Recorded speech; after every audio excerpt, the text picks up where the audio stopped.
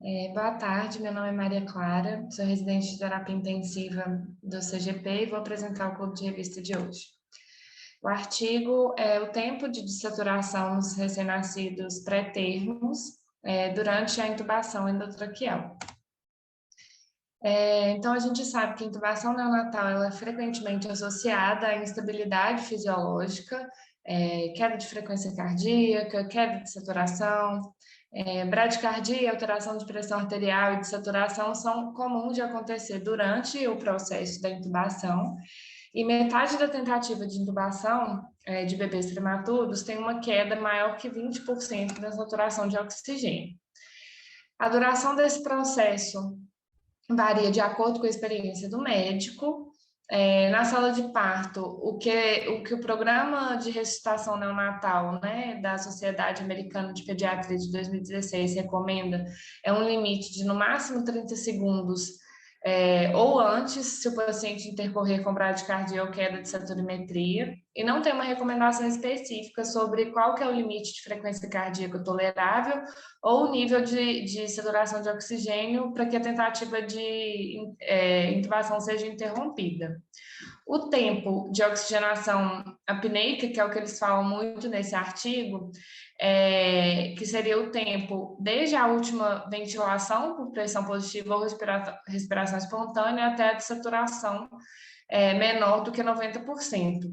E esse é o tempo, então, que é o que eles vão avaliar nessas crianças. A dessaturação, a gente sabe que ela ocorre mais rápido nas crianças mais novas, e a instabilidade nessas crianças apneicas está relacionada a uma menor capacidade residual funcional, uma maior demanda metabólica e com uma maior tendência de colapso de vias aéreas. Nesse estudo, eles avaliaram crianças de 1 mês a 12 anos, e eles viram que a saturação diminui para baixo de 95% mais rapidamente nas crianças mais novas, muito ligado a essa baixa reserva que essas crianças têm.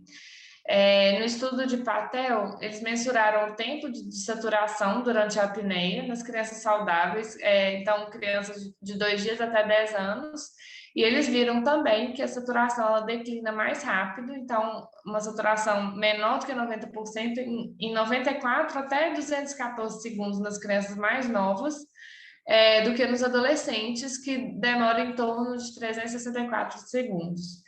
E a duração desejável para a intubação de recém-nascido ela ainda pode ser mais curta.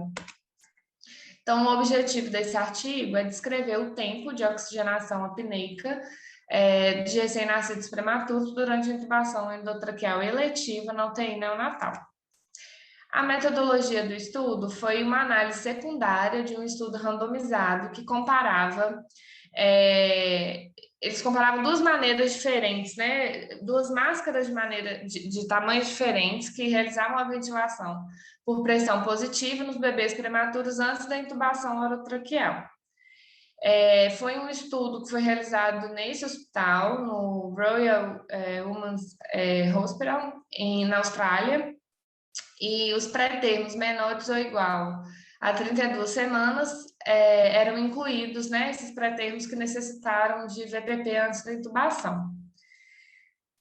Como é uma intubação eletiva, todos os pacientes receberam sedação e bloqueio neuromuscular antes do procedimento. Os bebês que tinham normalidade facial ou de via aérea, eles eram excluídos. E os bebês, eles inicialmente recebiam a VPP através de máscara facial, através do neopuff com a peça T. O aumento de PIP antes da intubação era critério médico, e pré-oxigenar esses pacientes não era rotina, visto que eles davam oxigênio adicional se tivessem hipoxemia. Então, consideraram hipoxemia 91% a 95%. Então, todos receberam a sedação com fentanil, o bloqueador com succinilmetônio e atropina. A intubação ela foi realizada por pediatras, sendo eles residentes de pediatria, fellow, neonatologistas, os plantonistas, né? que usavam equipamentos de proteção individual e apenas a primeira tentativa de intubação ela era incluída nessa análise. E dados clínicos de frequência cardíaca e de saturação, eles foram registrados durante a tentativa de intubação. O desfecho primário avaliado é o tempo de oxigenação apneica, que, igual eu já expliquei, é o tempo da última VTP ou da ventilação espontânea até a dessaturação. E eles consideram dessaturação quando a saturação está menor que 90%. E o desfecho secundário é estabilidade durante o tempo de intubação, que seria a frequência cardíaca baixa e uma saturação de O2 baixa também. E o que eles faziam, então? Eles avaliavam vídeos de intubações de 119 pacientes. 41 desses pacientes eles foram excluídos porque eles não tinham dados dessa dessaturação apneica. 78 crianças foram incluídas.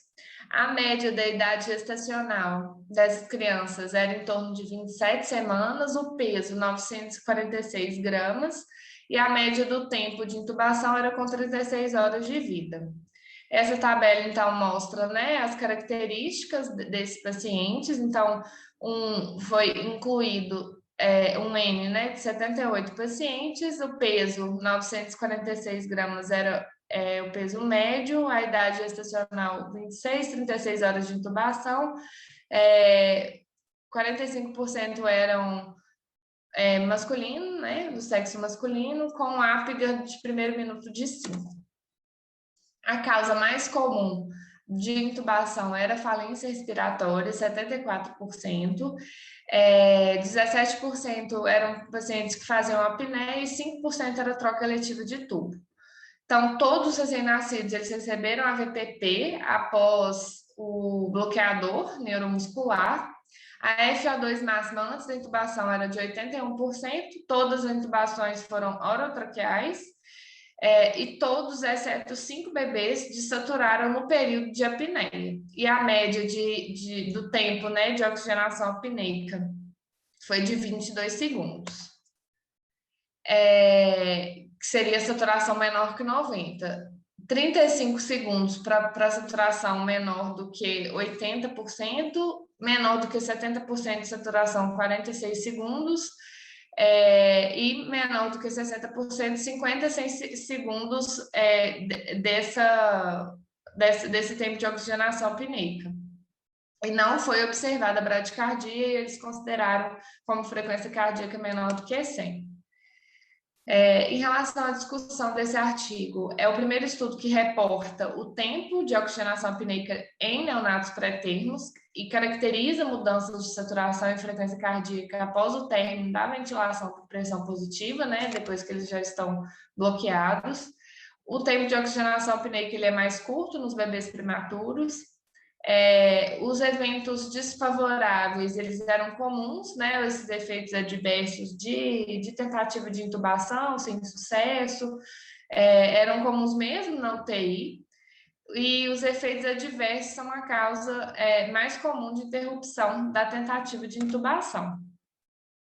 Isso porque os neonatos, eles eram expostos, né, esses efeitos adversos, eles resultavam, né, no fato dos neonatos eles serem expostos a mais de uma tentativa de intubação antes de ser intubado. Isso aumenta a chance de complicação, inclusive, né, de parada cardíaca, pneumodiastina, pneumotórax, laringoespasmo, que isso pode até levar à hemorragia intraventricular. As evidências elas são escassas para orientar qual que é o tempo ideal de uma tentativa de intubação orotraqueal. Mesmo com médico experiente, muitos neonatos eles não são intubados dentro do limite recomendado pelo programa de ressuscitação neonatal, que é de 30 segundos.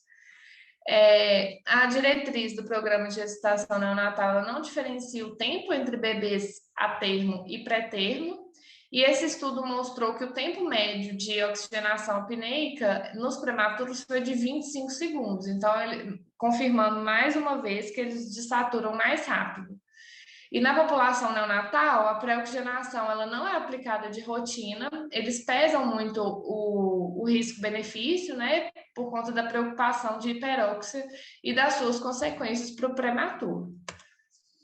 Os estudos anteriores, eles viram que a pré-medicação, né, a sedação, o relaxante neuromuscular, aumentavam a velocidade de intubação e reduzia efeitos adversos.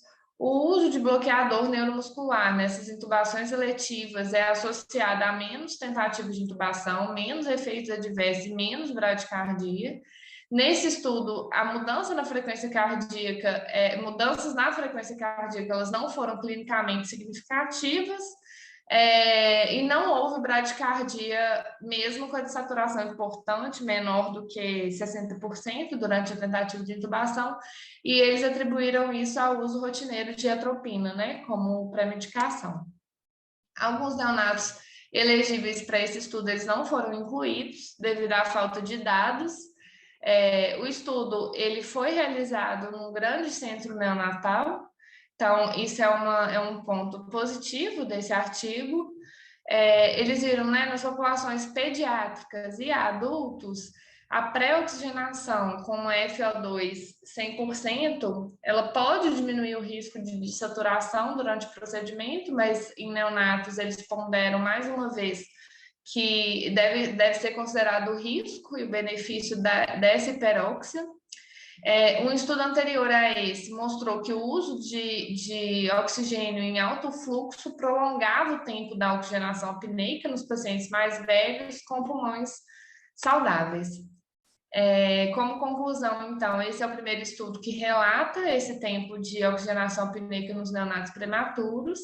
A gente viu que desaturação ela ocorre rapidamente após parar de fazer a ventilação por pressão positiva. O tempo de oxigenação apneica é muito mais curto, quando comparado com crianças mais velhas. Os dados desse estudo eles fornecem informações clínicas importantes para que haja futuramente um desenvolvimento de diretrizes médicas e novos estudos que melhorem a segurança da intubação nos recém-nascidos. É isso, obrigada.